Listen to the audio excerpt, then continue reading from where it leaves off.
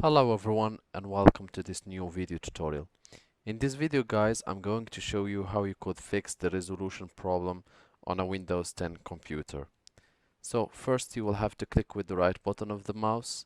You will have to open display settings, and there, as you can see, I'm stuck on the resolution 1366 multiplied by 768.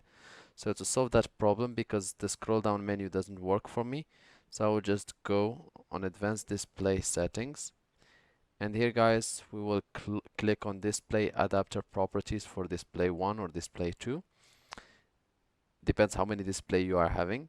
And here we're going to click on properties, and we will go to drivers, and here we'll click update driver, search automatically for updated driver, and we will have to wait.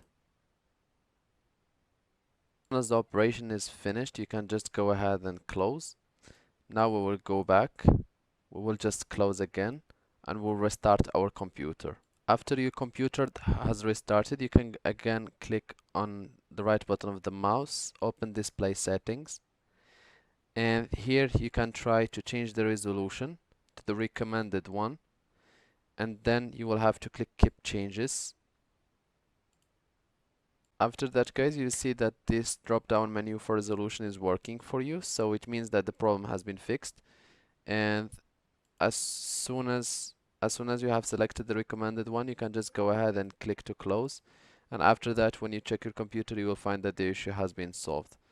I hope this video tutorial was helpful to you guys. If you are still in need of help or assistance, or if you are still facing the same problem, you can always leave us a comment with the description and the error codes if available, or you can just send us an email and we'll do our best to help you. To encourage us to make more videos, you can always click like, share, and do not forget to subscribe to get our latest video. Thank you guys for watching, and talk to you soon in a new video tutorial.